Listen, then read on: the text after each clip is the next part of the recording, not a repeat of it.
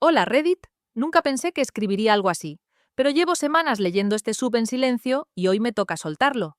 Soy española, tengo 30 y pocos, vivo en Madrid, trabajo, pago mis cosas, tengo amigas, rutina, gimnasio de barrio y una cafetera italiana que hace más ruido que mi estabilidad emocional. Y aún así, durante años, he salido a citas como si estuviera pidiendo permiso para existir. No exagero. Lo digo porque todo empieza en la casa donde crecí. La misma casa a la que siempre sentí que entraba como invitada, aunque mi nombre estuviera en el buzón desde que aprendí a leer. Crecí en una casa donde todo se hacía a la manera de mi madre. Ella decía que la disciplina era amor, que si dolía era porque importaba. Pero su amor siempre sonaba como una sentencia judicial, firme, sin derecho a réplica. No gritaba. Nunca. Eso habría sido más fácil de identificar. Ella hablaba bajo, preciso, como quien clava una aguja en el sitio exacto. «Deberías estar agradecida», me repetía. «Sin mí no habrías logrado nada». La casa era su argumento principal. Cada vez que discutíamos, salía como una carta ganadora sobre la mesa. No olvides a nombre de quien está. No lo olvidaba, jamás. Ese recordatorio era el fondo musical de mi infancia y de mi adultez temprana. Aprendí a caminar sin hacer ruido, a no ocupar espacio emocional, a no traer problemas ni personas que pudieran alterar el equilibrio. Aprendí, sobre todo, que el cariño podía retirarse como un privilegio si no cumplías con las expectativas correctas. Cuando empecé a salir con hombres, lo hice desde ese lugar, desde la necesidad de ser elegida sin molestar, de gustar sin incomodar, de encajar. Iba a citas como quien entra a una entrevista para un puesto mal pagado, pero muy demandante. Sonríe, no pidas demasiado, no muestres debilidad, pero tampoco seas intensa, el equilibrio imposible. Yo quería creer que esta vez sería diferente, que no todos eran como los anteriores, que no todos desaparecerían, mentirían o me mirarían como si yo fuera un trámite emocional. Recuerdo una de mis primeras citas serias, ya de adulta. Me arreglé como si fuera a una boda, pensando en no decepcionar a alguien que aún no sabía nada de mí. Mientras me miraba al espejo, escuché la voz de mi madre en mi cabeza. No te ilusiones. Siempre estaba ahí, incluso cuando ella no estaba físicamente. Esa voz me enseñó a esperar el golpe antes de que llegara, a justificarlo, a pensar que si algo salía mal, seguramente era porque yo había hecho algo mal. Esa noche volví a casa tarde. Me quité los zapatos en la entrada, como siempre, para no hacer ruido. La casa estaba en silencio, pero no era un silencio tranquilo. Era ese silencio que te observa. Pasé por el salón, toqué el respaldo del sofá, como quien comprueba que algo sigue siendo real, y pensé, aquí nunca he sido dueña de nada, ni siquiera de mis decisiones. Solo una invitada que podía ser expulsada emocionalmente en cualquier momento. No escribo esto para culpar a mi madre de todas mis malas citas, pero sí para ser honesta. Aprendí a tolerar la humillación antes de saber poner límites. Aprendí a confundir control con cuidado. Y así, cuando un hombre me hablaba con condescendencia, cuando me hacía dudar de lo que había sentido, cuando desaparecía y volvía como si nada, algo en mí pensaba, esto es familiar, esto lo sé manejar, esto duele, pero no mata. Esa es la base de todo lo que viene después. Las citas, las decepciones, las vergüenzas públicas, las mentiras dichas con una sonrisa.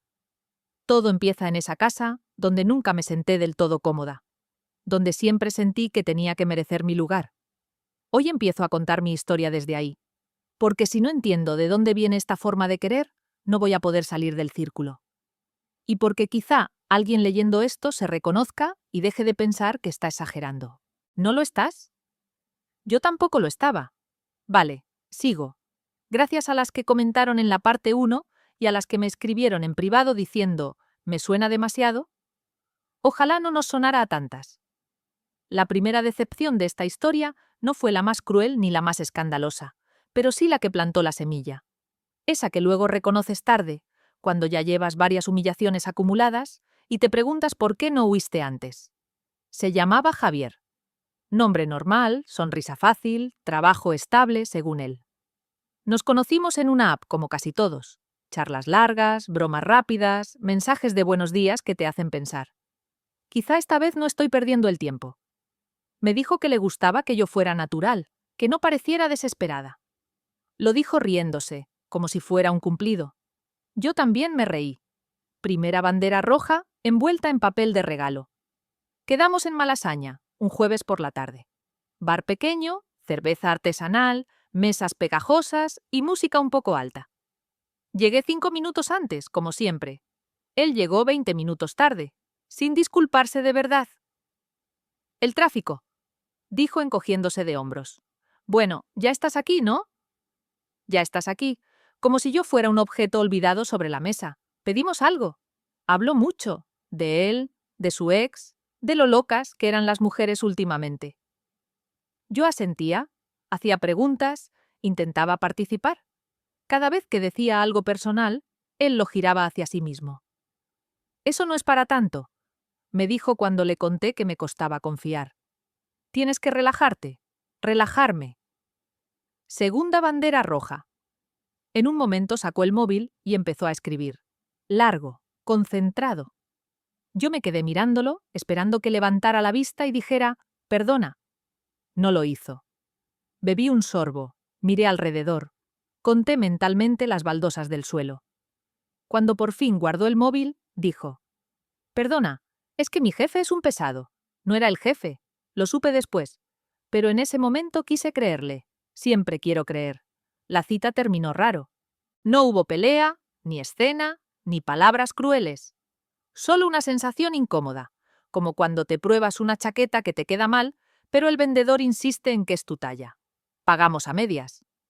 Me dio 2 besos rápidos y dijo, ya hablamos, no hablamos. Al día siguiente le escribí algo neutro. Llegué bien. Gracias por ayer. Visto. Nada más. Pasaron 2 días, 3, 4. Yo repasaba la cita buscando errores. ¿Hablé demasiado? ¿Muy poco? ¿Fui aburrida? ¿Demasiado seria? Esa es otra cosa que aprendí. Cuando un hombre desaparece, muchas de nosotras hacemos una auditoría interna como si hubiéramos cometido un delito emocional. Una semana después, subió una historia a Instagram. Estaba en el mismo bar donde habíamos quedado, con otra chica, sonriente, etiquetando el lugar, sin esconderse, sin pensar que quizá yo lo vería. Ahí entendí que no había pasado nada grave. Simplemente no le importé lo suficiente como para despedirse con honestidad. Lo peor no fue que no me volviera a escribir. Lo peor fue cómo me sentí yo. Pequeña, intercambiable, fácilmente descartable. Como si mi tiempo y mis expectativas fueran algo que se podía usar y tirar sin explicación. Me dije que no era para tanto, que exageraba, que así funcionan las citas hoy en día. Gaslighting preventivo, cortesía de una misma. Esa noche volví a casa y mi madre estaba en la cocina. Me miró de arriba abajo y dijo, ¿otra cita? No te hagas ilusiones. Ni siquiera sabía lo que había pasado. Pero acertó en el resultado. Y eso dolió más de lo que admití. Porque una parte de mí pensó, quizá tiene razón. Quizá no valgo lo suficiente para que alguien se quede. Esa fue la primera decepción. Silenciosa. Sin drama. Sin cierre. Y por eso fue tan peligrosa. Porque me acostumbró a la idea de que desaparecer sin explicar nada era normal. De que merecer respeto era pedir demasiado. Y con esa idea mal plantada, seguí saliendo, convencida de que la próxima vez sería diferente. Después de Javier me prometí ser más cuidadosa, más lista, menos disponible. Me repetí eso como un mantra barato mientras volvía a instalar apps, porque una cosa es la dignidad y otra la soledad a las 11 de la noche de un martes. Ahí apareció Marcos, arquitecto, Barcelona, pero en proceso de mudarse a Madrid. Fotos sobrias, frases bien escritas, ninguna mención a exnovias locas. Me gustó de inmediato. Eso ya debió haberme alertado.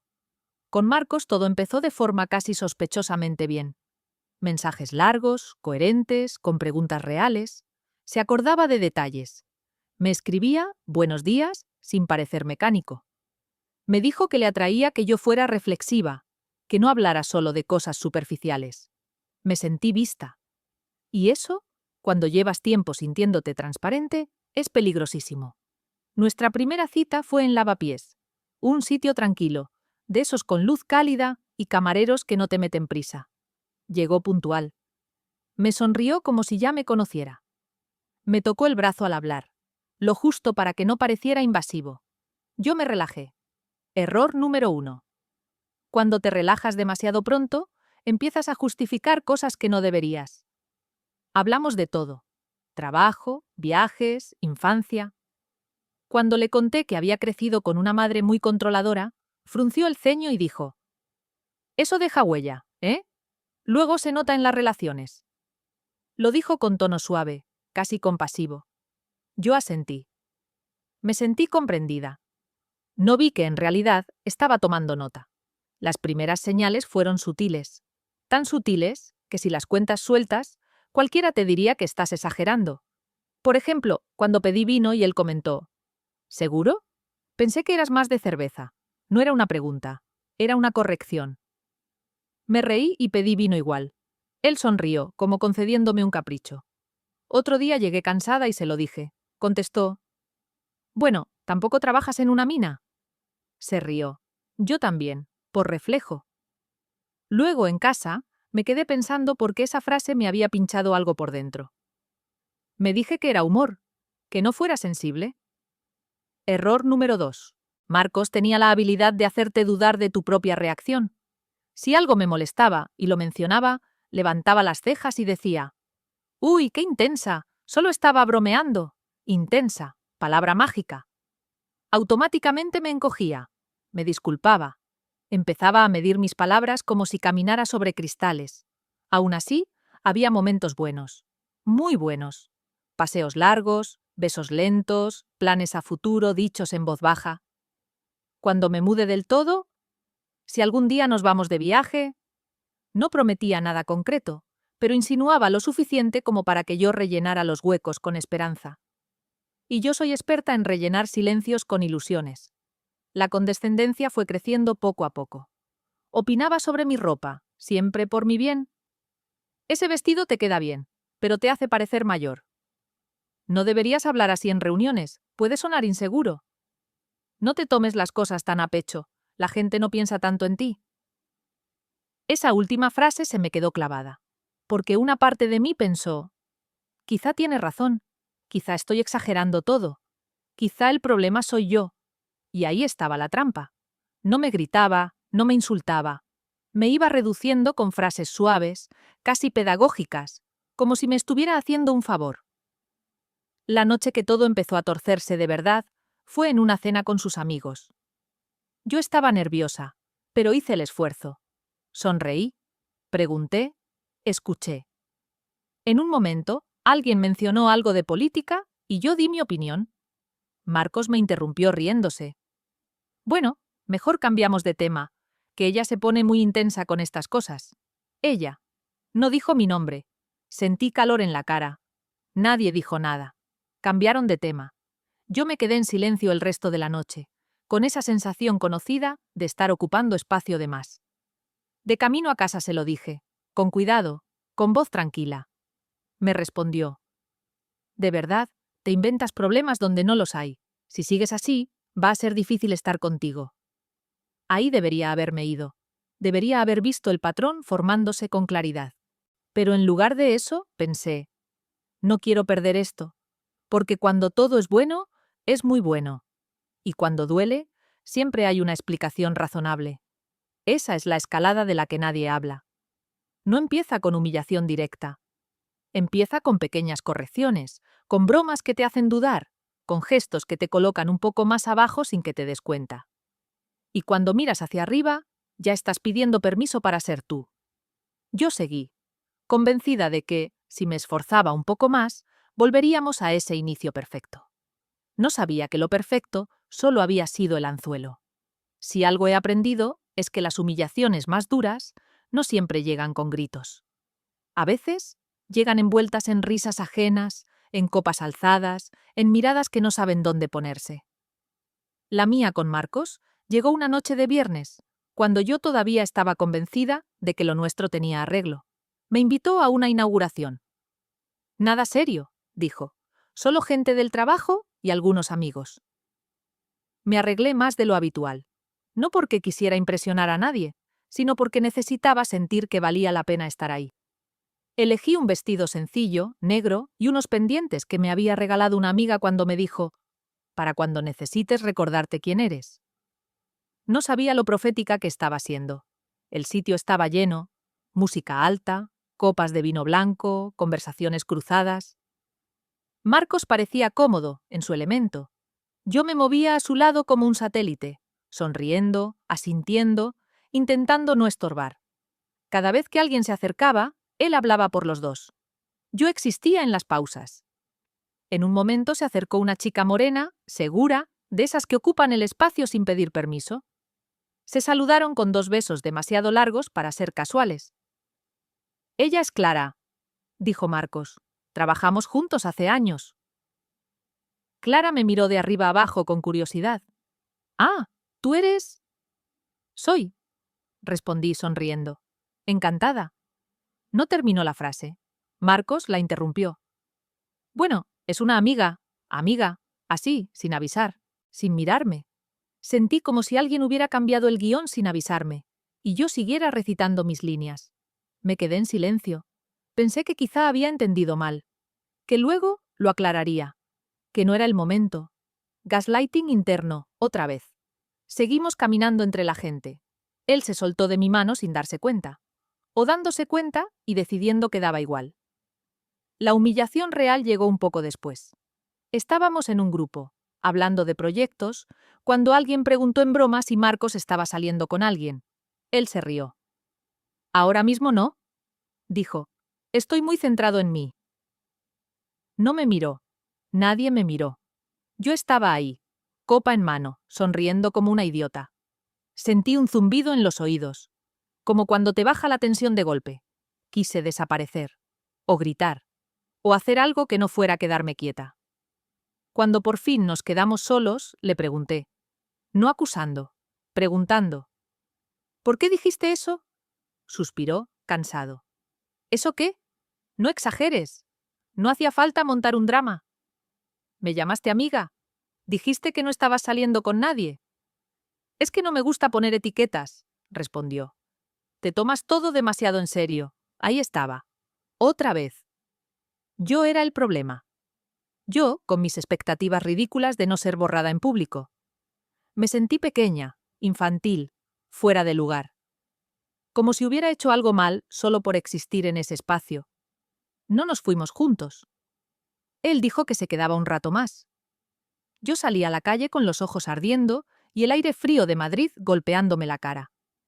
Caminé sin rumbo, intentando que no se me notara la vergüenza. Porque eso es lo peor de la humillación pública. No solo te duele, te avergüenza haber permitido llegar hasta ahí. Esa noche, mi madre me escribió un mensaje sin saber nada. «Ten cuidado, no todos merecen tu tiempo». Lo leí sentada en un banco, con el móvil temblándome en la mano. Por primera vez no me enfadé con ella. Por primera vez pensé que quizá el mundo me estaba diciendo algo muy claro y yo me negaba a escucharlo. Volví a casa sola. Me quité el vestido despacio, como si pesara más de lo normal. Me miré al espejo y no me reconocí del todo. Había en mis ojos una mezcla de tristeza y rabia que me asustó, porque entendí que no había sido un malentendido. Había sido una elección, y no había sido la mía. Esa fue la noche en que algo se rompió, no de forma espectacular, no con portazos. Se rompió por dentro, en silencio, y aunque todavía no lo sabía, ya no volvería a ser la misma después de haber sido invisible delante de todos. Después de aquella noche pensé que Marcos desaparecería. Habría sido coherente, limpio incluso. Pero no, volvió como si nada. Mensajes normales, memes, un «¿qué tal tu día?», que parecía salido de una línea de montaje emocional. No mencionó la inauguración, no pidió perdón. Actuó como si lo ocurrido no mereciera ni una nota al pie. Yo sí lo mencioné, 2 días después, con cuidado, otra vez. Elegí las palabras como si fueran cristales finos. «El otro día me sentí mal», le dije. «Me sentí invisible». Tardó en responder. Cuando lo hizo, fue con una calma que casi daba miedo. «No entiendo por qué le das tantas vueltas. Nadie te humilló. Eso te lo estás montando tú». Ahí empezó el verdadero desgaste. No con insultos, no con gritos, con frases que te desarman por dentro. Me explicó, pacientemente, que yo tenía una tendencia a dramatizar, que seguramente venía de mi relación con mi madre, que proyectaba inseguridades donde no las había. Usó palabras bonitas, terapéuticas, como si me estuviera haciendo un diagnóstico gratuito. Te lo digo por tu bien, añadió. Si reaccionas así por tonterías, es normal que la gente se agobie. La gente, no él, la gente. Yo era el denominador común del problema. Colgué la llamada con una sensación rara en el pecho, como si alguien hubiera movido los muebles de mi cabeza sin avisar. Me pregunté si de verdad había exagerado, si lo había malinterpretado todo. Volví a repasar la escena 1000 veces, buscando una versión en la que yo no fuera la víctima, sino una espectadora demasiado sensible. A partir de ahí, cada vez que algo me dolía, él tenía una explicación lógica para invalidarlo. Si tardaba horas en contestar, era porque yo debía aprender a respetar su espacio. Si cancelaba planes a última hora, era porque yo tenía que ser más flexible. Si decía algo hiriente, era humor. Siempre humor. No puedes ir por la vida tomándotelo todo tan a pecho. Empecé a callarme cosas. A pensar, no merece la pena decirlo. A sentir culpa por sentir. Ese es el efecto más perverso del gaslighting. No te convence de que el otro tenga razón.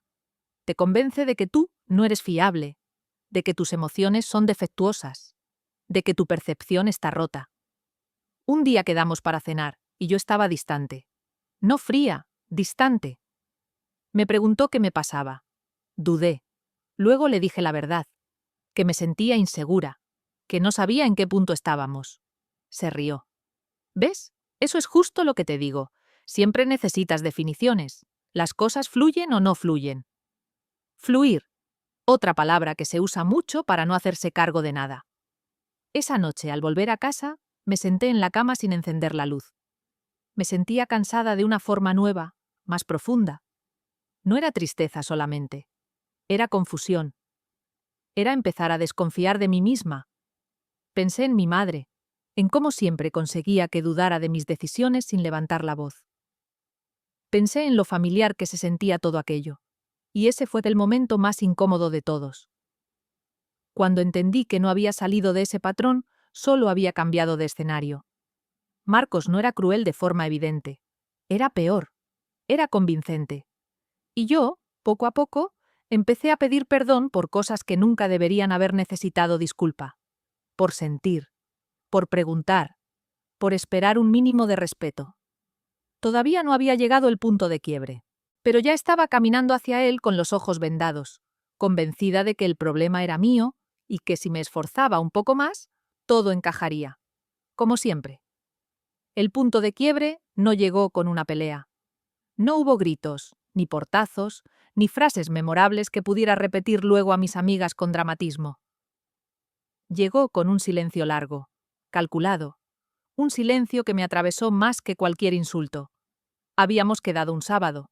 Plan sencillo, comer algo por el centro y luego ir al cine. Nada ambicioso. Yo ya había aprendido a no esperar demasiado. Ese día me levanté con una sensación extraña, como si algo fuera a torcerse. Aún así, me arreglé. No por ilusión, sino por inercia. Me pinté los labios pensando, no pasa nada, es solo una cita más. Le escribí antes de salir. Nada. Pensé que estaría conduciendo. Esperé. Salí de casa. Le volví a escribir cuando ya estaba en el metro. Nada. Empezó a formarse ese nudo conocido en el estómago. El mismo de siempre.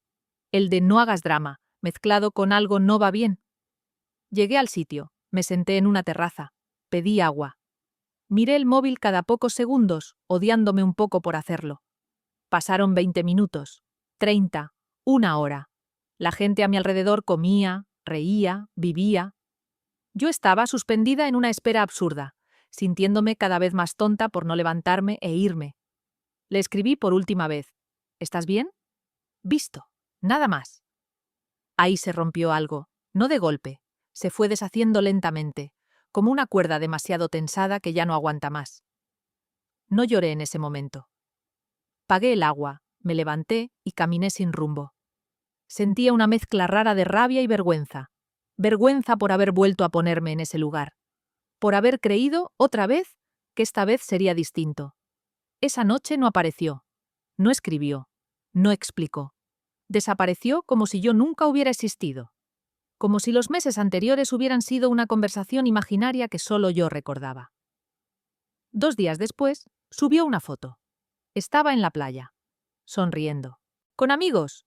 Vida normal, feliz, sin rastro del daño que había dejado atrás. Le escribí. No para suplicar, para entender. ¿Desaparecer así duele? Le dije. Al menos dime algo. Respondió horas después. Necesitaba espacio, no quería drama. ¿Estás exagerando otra vez? Ahí fue, esa frase. Otra vez. Como si yo fuera una repetición cansina. Como si pedir una mínima consideración fuera un defecto mío. Me quedé mirando la pantalla mucho rato. Y por primera vez no sentí ganas de explicarme, ni de justificarme, ni de convencerlo. Sentí cansancio, puro, limpio, cansancio de luchar por migajas emocionales, cansancio de hombres que se iban sin irse, que se quedaban sin estar, que te hacían sentir exigente por pedir lo básico. Esa noche lloré, pero no como otras veces, no con culpa, no pensando que había hecho mal. Lloré por mí, por la mujer que se había quedado esperando en una terraza como si su tiempo valiera menos, por la que había aceptado silencios como castigo, por la que había aprendido a aguantar. El punto de quiebre fue ese, entender que no había nada más que esperar, que no habría explicación satisfactoria, que la crueldad no siempre viene en forma de palabras duras, sino en la indiferencia calculada. A la mañana siguiente me desperté con los ojos hinchados y una claridad incómoda. Algo había terminado. No solo con él, con esa versión de mí que siempre daba una oportunidad más, incluso cuando ya no quedaba dignidad que negociar. Todavía no me sentía fuerte, ni empoderada. Me sentía rota y lúcida. Y a veces, eso es el verdadero comienzo. Después del silencio de Marcos, mi cuerpo reaccionó antes que mi cabeza. Me despertaba cansada, como si hubiera corrido una maratón mientras dormía. Me dolía el pecho sin razón médica. Tenía ese nudo constante en la garganta que no se va ni con agua ni con distracciones. En el trabajo funcionaba en automático. Sonreía, contestaba correos, hacía café, nadie notaba nada. Y eso, de alguna manera, lo empeoraba. Por dentro estaba hecha un lío. Ira mezclada con vergüenza. Tristeza mezclada con una autocrítica feroz. Me repetía frases horribles. ¿Cómo no lo viste? ¿Por qué siempre acabas así? ¿Qué tienes que atraer a este tipo de hombres? No me hablaba como le hablaría jamás a una amiga. Me hablaba como me había hablado siempre mi madre cuando algo salía mal, señalando el fallo, no el daño. Había momentos de rabia intensa. Fantaseaba con escribirle un mensaje largo, perfecto, devastador. Con decirle todo lo que había hecho mal, con dejarlo sin palabras. Nunca lo envié. Sabía, en el fondo, que no serviría, que lo leería con esa media sonrisa suya y pensaría, ¿ves, drama? Y esa idea me hacía sentir aún más pequeña. Otras veces me invadía una tristeza espesa. Me tumbaba en el sofá sin encender la tele, mirando al techo. Pensaba en todas las versiones de mí que había sido con hombres distintos. La comprensiva, la paciente, la divertida, la que no pide nada, la que espera. Ninguna había sido suficiente. Y la conclusión más peligrosa empezó a colarse sin pedir permiso. Quizá el problema soy yo. Quizá hay algo en mí que no merece quedarse. Dejé de arreglarme unos días. No por rebeldía, sino por agotamiento. Me ponía lo primero que encontraba. Comía mal, dormía peor. Mis amigas lo notaron. Me preguntaron. Les dije, estoy cansada. No mentía, pero tampoco decía toda la verdad. Porque explicar el gaslighting, la humillación sutil, la desaparición sin cierre, cansa incluso más que vivirlo. Una noche llamé a mi madre. ¿Error o necesidad? Aún no lo sé. Le conté, a medias. Ella escuchó en silencio y luego dijo: «Te lo dije. No puedes esperar demasiado de los hombres». No hubo consuelo. Solo confirmación de una profecía antigua. Colgué con más peso del que tenía antes de llamar. El colapso no fue un momento concreto. Fue una suma. Días en los que me sentía ridícula por seguir pensando en él. días en los que me enfadaba conmigo por no poder pasar página más rápido. Como si el dolor tuviera un plazo razonable y yo lo estuviera incumpliendo. Lo más duro fue la duda constante. Dudar de mis recuerdos, de mis sensaciones, de si realmente había sido tan grave, porque cuando nadie valida lo que te pasó, empiezas a invalidarte tú. Y ahí es donde el daño se vuelve profundo. Un domingo por la tarde, sentada en el suelo de la cocina, me escuché decir en voz alta: «No quiero sentirme así nunca más». No era una promesa, era un ruego.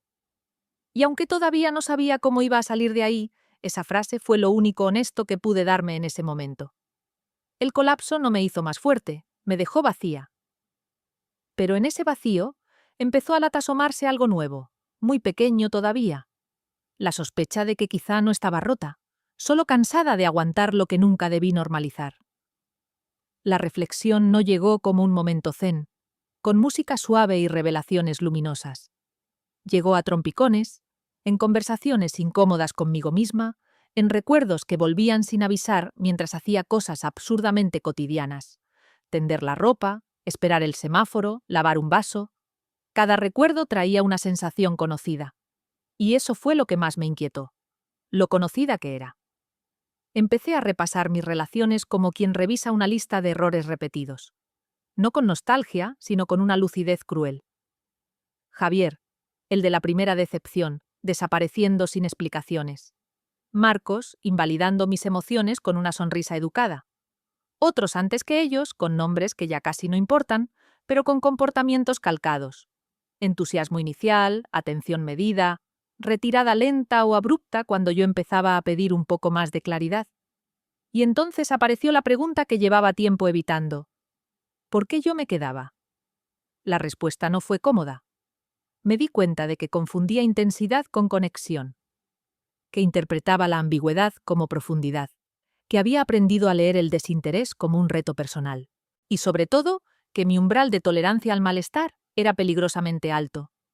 Había normalizado sentirme en duda, en espera, en desventaja. Pensé en mi madre otra vez, en cómo su amor siempre estaba condicionado, en cómo aprendí que querer era esforzarse, aguantar, demostrar. Nadie me enseñó que el respeto no se negocia, que no hay que ganarse la consideración básica. Yo había salido al mundo afectivo con un manual defectuoso, y nadie te avisa de eso hasta que ya estás herida. Empecé a ver también mis propias señales, cómo me justificaba cuando algo me molestaba, cómo suavizaba mis palabras para no incomodar, cómo me decía «no es para tanto» antes de que nadie más lo hiciera. Esa fue una de las revelaciones más duras. Yo también participaba en mi propio silenciamiento. No se trataba de culparme, al menos no solo. Se trataba de entender, de ver el patrón completo.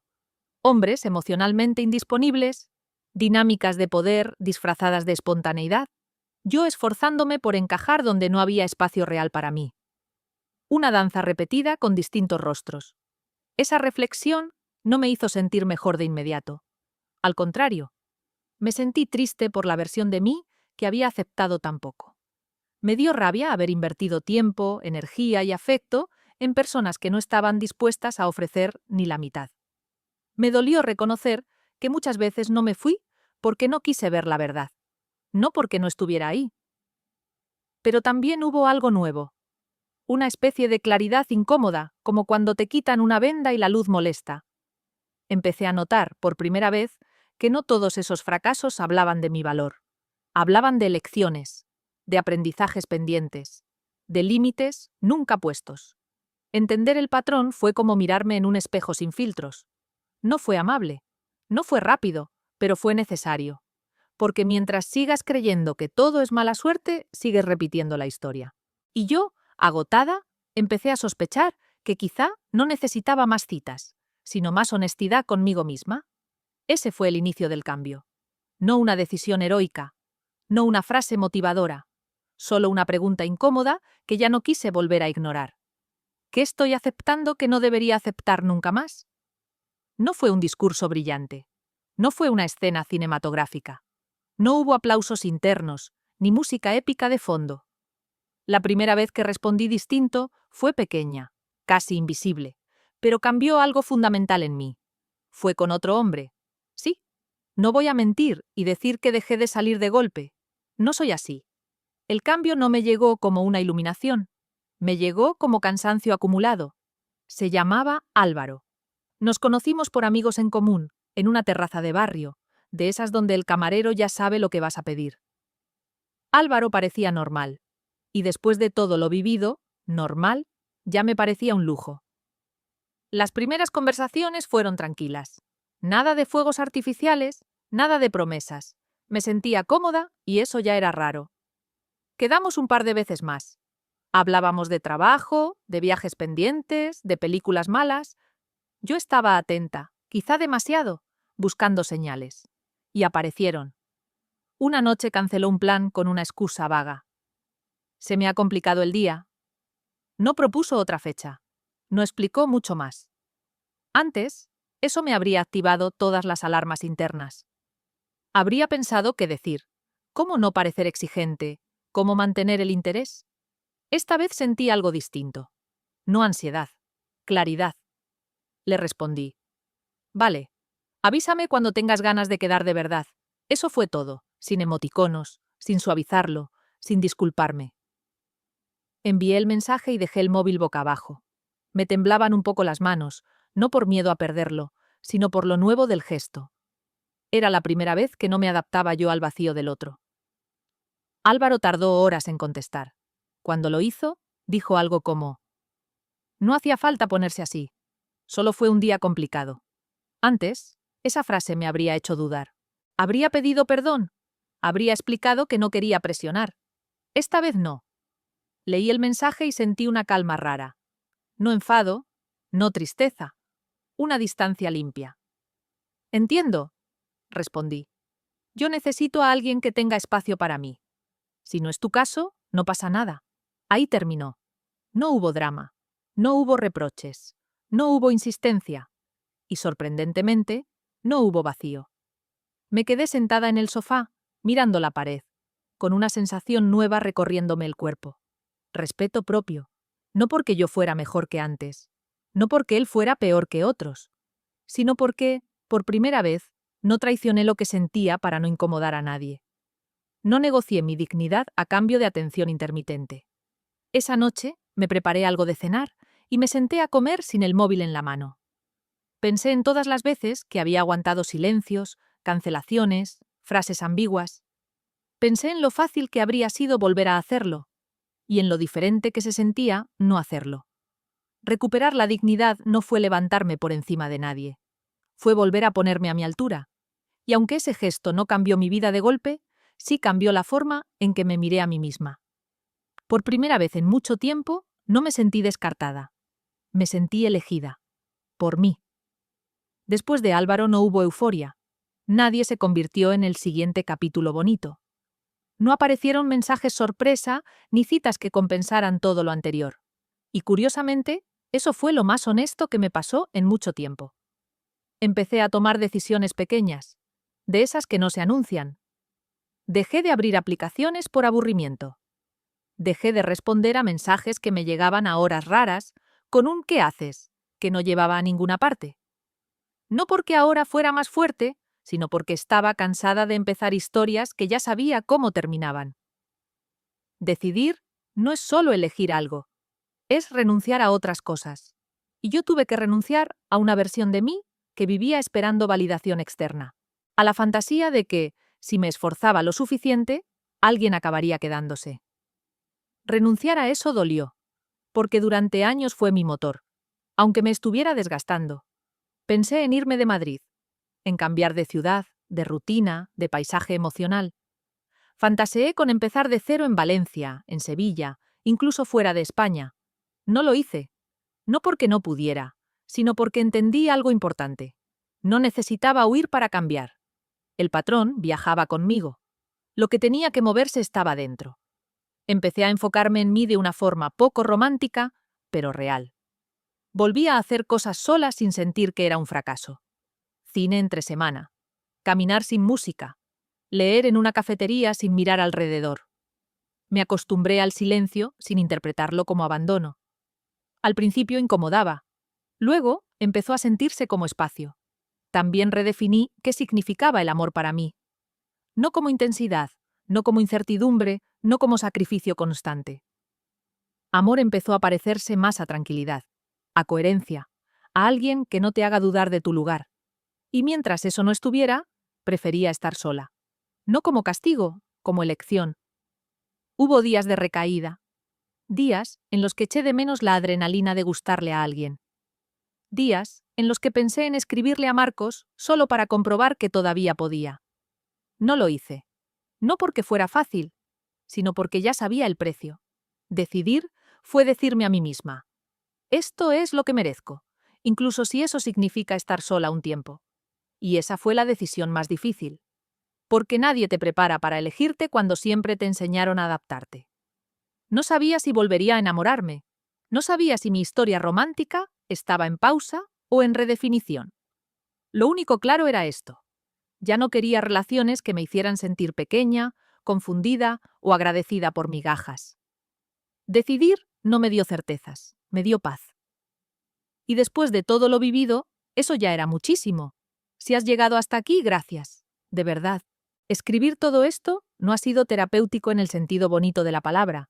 Ha sido incómodo, revelador, a ratos vergonzoso, pero necesario, porque durante mucho tiempo pensé que mis citas fallidas eran solo mala suerte, una racha, una sucesión de hombres equivocados.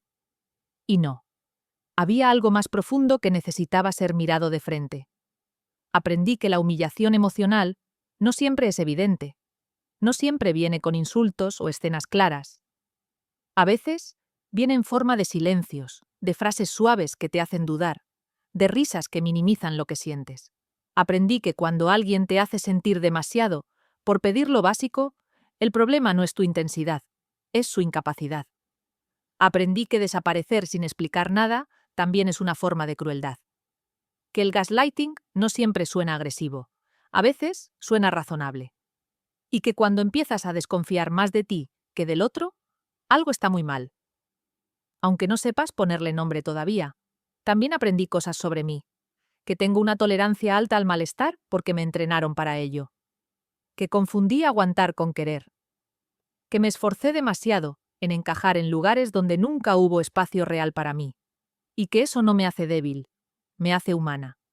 Pero seguir haciéndolo, una vez visto, sí habría sido traicionarme. Si pudiera hablarle a la mujer que fui en esas terrazas, esperando mensajes, pidiendo explicaciones con cuidado, le diría esto: no tienes que ganarte el respeto. No tienes que demostrar que mereces quedarte. El interés no es confuso cuando es real. Y quien quiere estar, está sin hacerte dudar de tu lugar. A otras mujeres que estén leyendo esto y se reconozcan, no les diría sé fuerte ni todo pasa. Les diría algo más simple y más difícil. Escúchate. Si algo te incomoda, no es una tontería. Si te sientes pequeña, no es normal. Si tienes que adaptarte constantemente para no perder a alguien, ya te estás perdiendo a ti. Hoy no tengo una historia de amor que contar. Y está bien. Tengo algo mejor. Claridad. Límites. Y una relación conmigo que, por primera vez, no se basa en exigencias imposibles. Ya no espero que alguien venga a darme valor. Lo tengo. Y si algún día vuelvo a enamorarme, quiero que sea desde aquí. Desde un lugar donde no tenga que justificar lo que siento ni agradecer lo mínimo. Donde no sea una invitada emocional, sino una presencia completa. Eso es todo. Gracias por leer. Y cuidaos. De verdad.